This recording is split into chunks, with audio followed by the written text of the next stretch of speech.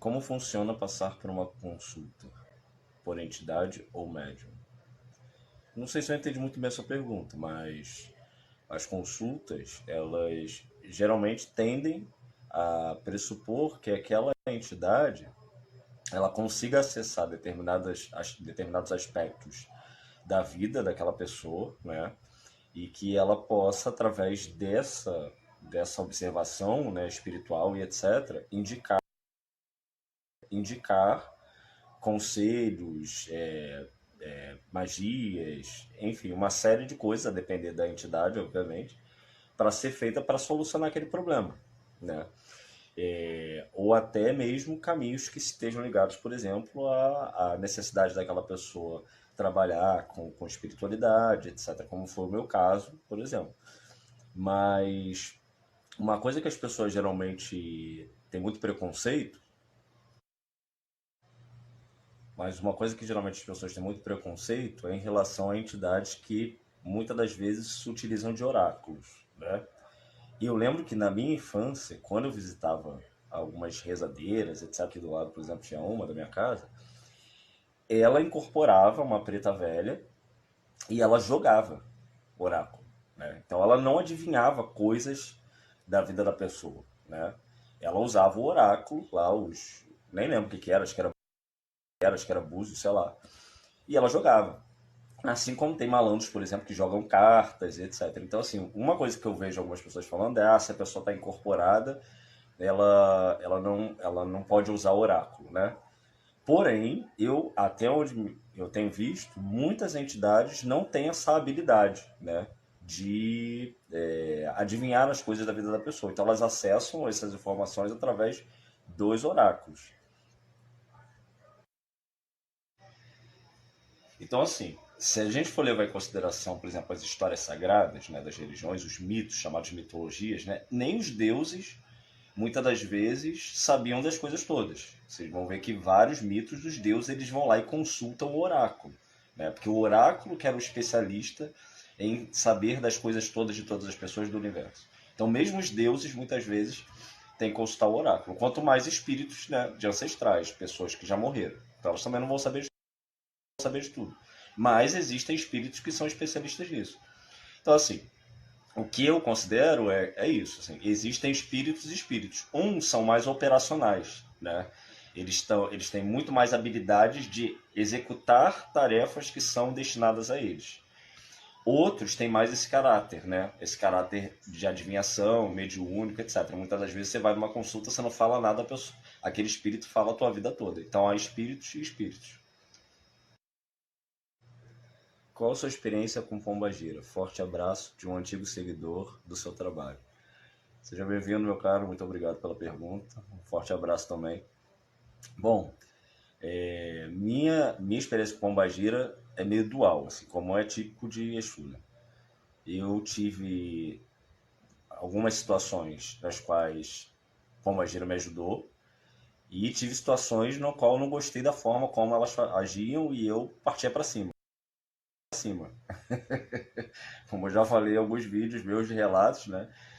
Que os Exus, os masculinos, né, os homens, geralmente eles são mais sérios, né, os que são sérios, e eles, enfim, eles são mais diretos muitas vezes nas coisas que eles querem, que eles falam e etc. Eles não têm um jeito assim tão debochado como algumas pombagiras que eu encontrei, né.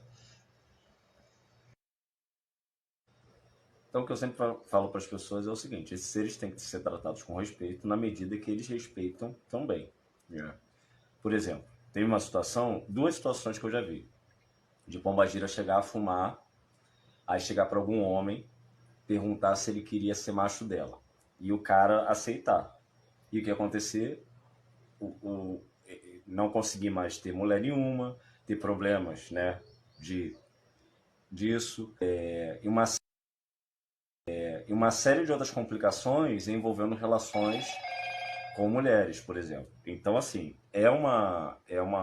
são entidades, né, que você tem que sempre considerar deixar tudo muito claro sobre o que ela está falando com você, sobre o que ela pretende, o que ela quer dizer. Sempre que te oferecer alguma coisa, você tem que perguntar se aquilo ali é apenas aquilo ali, para que serve e tudo mais. Por quê? Pode ter algum truquezinho ali no meio. Mas, por outro lado, né, são entidades assim muito parceiras, né? Então, se você de fato tem uma parceria com a Pombagira, né, e ela, você tratar ela bem e tudo, tratar ela com respeito, com carinho, né? Porque é uma mulher, né? É um espírito de uma mulher. Então, é um outro tipo de tratamento, né? E que muitas das vezes serve para nós homens entendermos essa forma, né, de como tratar uma mulher. Tratar uma mulher. Porque muitos homens, quando se deparam com pombagira, eles aprendem a tratar as mulheres bem. Por quê? Porque pombagira é mulher, mas é uma mulher poderosa, de opinião, de atitude, que sabe que se o homem não andar na linha, ela vai lá e pega ele de jeito. Então, muito homem age assim, ele só respeita quando ele vê poder, né? E a pombagira tem poder, ela demonstra poder, né? E aí muitos homens aprendem, né? Salve pombagira. Sobre a pessoa parda, como pode ser tratada a questão de sua ancestralidade pela miscigenação? Então, eu li lá seu complemento da pergunta, né? Essa é uma questão que, inclusive, eu quero fazer um terceiro vídeo falando sobre essa questão do pardo, do mestiço, né? Venho nessa sequência aí já há algum tempo falando desse assunto. E agora que eu fiz o teste genético e está provado, né, que eu sou um mestiço, né? Então eu quero abordar melhor isso num vídeo, porque isso demanda uma resposta mais longa, mais complexa, né? Mas, basicamente, né, o que eu considero é o seguinte: é isso. Se nós somos pardos, nós temos sangue de diferentes origens. E, como tal, nós somos um pouquinho de cada coisa. Então, é igual você pegar, por exemplo, café com leite, comparando de uma maneira meio grosseira, né? Então, nesse exemplo, né, o que que a gente tem? O café, que é de origem vegetal, e o leite, que é de origem animal. O café com leite, que é a mistura, ele não é nem café nem leite, porque ele é o resultado dessa mistura, ele é uma coisa única, né? Se você tomar só café, é café, se você tomar só leite, é leite, mas se você misturar os dois, tem um outro gosto, uma outra textura, uma outra cor e etc. Isso é um mestiço, né? Falando dessa forma, né, meio tosca, mas enfim. enfim. Então, sobre a questão da ancestralidade, é igual. O indivíduo ele vai ter que buscar suas origens de acordo com as origens que ele tem, que é múltipla, mais de uma, né? Duas, três, etc. E dentro dessa multiplicidade, criar esse terceiro elemento, que é o quê? A reverência não exclusiva, ao meu ver. Então, por exemplo, se eu tenho 50% de África, eu tenho que buscar as raízes africanas. Mas eu vou buscar só as raízes africanas? Lógico que não. Por quê? Porque 45% meu é europeu. É quase a metade. E 5%, estou arredondando os valores, tá? É indígena. Então, no final das contas, né, essas religiões de macumba brasileira, elas deixam muito clara, e isso não foi nem pensado, eu acho, não foi algo estruturado racionalmente, foi os próprios ancestrais que foram se manifestando e deixando claro que todos estão ali para serem cultuados de forma igual. Então a gente tem os pretos velhos como representantes dos africanos, os caboclos como representantes dos indígenas e os Exus como representantes dos europeus. Lembrando que Maria Padilha, por exemplo, já era cultuada na Europa no século XVI, XVII. Então isso não é coisa daqui, isso já vem de lá, por exemplo, que é essa parte europeia. Então, qual é o nosso desafio, né, enquanto pardos, etc.? É entender que nós não podemos seguir a lógica da raça pura, digamos assim, que é a lógica do outro, né? É a lógica daquele que é 100% branco, 100% preto, 100% amarelo, 100% vermelho, indígena e por aí vai. O mestiço não, o pardo não, ele é uma mescla, né? Ele é resultante das misturas. E como tal, ele tem que criar, né, uma nova forma de vivenciar essa espiritualidade, que é não excludente, ela é inclusiva, né? Então nós não excluímos. Eu não chego e vou falar assim, não, eu vou renegar minha parte, meu sangue europeu ou indígena. Não, é o contrário. Eu vou agregar, porque eu carrego esse sangue também, esses sangues também. Então o culto não precisa ser tudo misturado, mas ele precisa ser participado. Por quê? Porque faz parte da nossa. Muita gente aderindo a essa moda de ficar discriminando pessoas brancas, etc. Eu já passei por isso, né? Gente que vem me questionar por que eu me relaciono ou me relacionava com pessoas brancas, né? E as pessoas estão achando isso normal.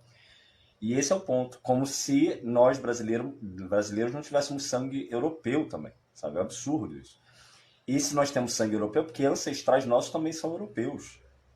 Imagina se eu vou, por exemplo, negar um parente meu, por exemplo, um ancestral, um avô, uma avó, que seja, né, por causa da cor da pele dele, se ele fez parte da minha origem. É meu ancestral, sabe? Faz parte da minha genética e faz parte da minha espiritualidade, né?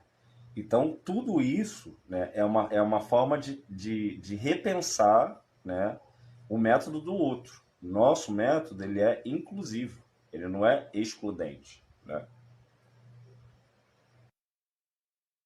Meu amigo João, saudades, meu cara. Fala da sua experiência espiritual mais marcante, ele pede. Bom, são algumas, né? E aí fica até difícil, assim, selecionar. Aquilo que eu vivi na infância, assim, foi muito marcante para mim, as experiências de visão de espíritos, os sonhos e tudo isso. Eu acho que mais recentemente, a coisa que mais me impressionou nisso tudo foi a coisa da incorporação de fato.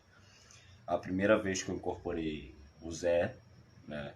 E depois o seu veludo, assim, porque eu ia em terreiro, nunca sentia nada, não sentia nenhum arrepio, nada, né? E quando o Zé me pegou a primeira vez, foi algo assim totalmente fora do normal para mim. E quando o seu veludo também incorporou em minha primeira vez, foi algo assim muito extraordinário. Eu lembrei aqui de um ocorrido recente. Eu tenho um cliente já antigo. Eu sonhei com ele e sonhei com o filho dele, um dos filhos dele. E sendo que eu não sabia que ele tinha filhos.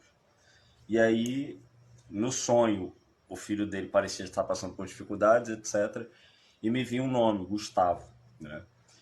E aí eu falei, olha, você tem filhos? Porque eu sonhei com um filho teu de nome Gustavo e ele estava passando por umas crises existenciais, etc., no sonho, estava precisando da sua ajuda. Aí ele falou, vou verificar, porque eu sou separado, não moro com eles, eu tenho filhos, não sei o quê, mas não moro com eles.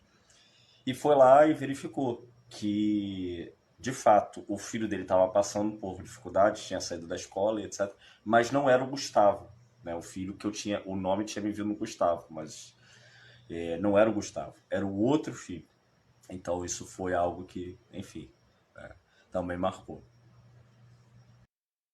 Tem uma outra que foi relacionada a oráculo. Um cliente estrangeiro, lá dos Estados Unidos até, ele pediu para eu jogar para saber sobre o ano do filho dele. E aí eu joguei e caiu muito presente no mapa dele, do ano, de geomancia, né? Para quem não sabe, eu jogo geomancia. Uma figura chamada Carter, que significa prisão e etc. Tava muito, muito marcante isso no mapa dele. Fora algumas coisas envolvendo drogas, sexualidade, etc. Eu falei, olha, o ano do teu filho tá muito negativo, porque tá tudo limitado, tudo travado. Tem uma coisa aqui de aprisionamento, de prisão e etc. muito presente no mapa dele. Então vai ser um ano provavelmente de caminhos muito fechados. Aí ele falou, não, isso daí não é caminho fechado, é que ele tá na cadeia. Aí eu falei, tá, então faz sentido que seja a figura que representa a prisão mesmo. Então ele vai continuar preso, pode ficar tranquilo. Qual a sua opinião sobre essa onda de tolerância religiosa que está acontecendo no Brasil? Triste. Isso daí já era esperado, né? Eu venho falando disso há anos e qualquer pessoa que conheça minimamente essas religiões evangélicas, cristãs em geral, já consegue perceber que isso era uma consequência natural desse crescimento desenfreado de igreja. Porque o cristianismo tem essa lógica de base, né? A lógica da eleição de um inimigo, na qual, que eles criam. Então, é uma coisa criada, eles inventam um problema para se colocar como uma solução para aquele problema. Então, eles inventam que o problema é o diabo, o problema é o Exu, o problema é a homossexualidade, o problema sempre tem um problema e que eles são a solução para combater. E esse combate, há 2000 anos, nunca é do amor ao próximo, como eles vendem. Isso daí só acredita que é trouxa. Aí você vê, os cristãos criaram a Igreja Católica, né? Criaram, que foi é uma das instituições que mais perseguiu outras religiões na história, perseguiu judeus, perseguiu pagãos, perseguiu tudo aquilo que era diferente deles na Europa e no resto do mundo, que foi colonizado por eles, né? Eles criaram os templários, que eram cavaleiros que matavam as pessoas, quando não matavam, financiavam coisas como a colonização, essa cruzinha de Malta que a gente vê lá nas caravelas da colonização, dos portugueses que vieram para cá, era o símbolo dos templários, ou seja, as colonizações que aconteceram no mundo, né, com todo o seu roubo, matança, estupro e tudo isso foi financiado pelos cristãos, pelos católicos, etc., pelos templários e a Igreja Católica. Sendo que isso não é ensinado nas escolas. Por quê? Porque vai ofender a fé das pessoas. Mas isso daí, ó, não é novidade não, isso daí sempre aconteceu. E pode anotar que se o Brasil não começar a abrir os olhos para esse crescimento desenfreado de igreja evangélica, né, que muitas das vezes está alinhado com crime organizado e tudo mais, com muito político, etc., se as pessoas não começarem a abrir o olho para entender que isso não se trata apenas de fé, mas de muitos esquemas criminosos que estão sendo feitos em nome de Jesus, etc., esse país vai virar um evangelistão. Né? Muito da nossa cultura, de tudo que a gente desenvolveu, a gente vai perder, porque essas pessoas vão acabar com tudo. Eles já fizeram isso antes, isso não é novidade, né? Historicamente, isso já está mais do que provado que isso aconteceu diversas vezes, principalmente na Europa e até aqui, e isso não é impossível de se repetir. Procurem, por exemplo, por um documentário chamado Prisioneiros de um Deus Branco. Para quem não assistiu, vale a pena assistir.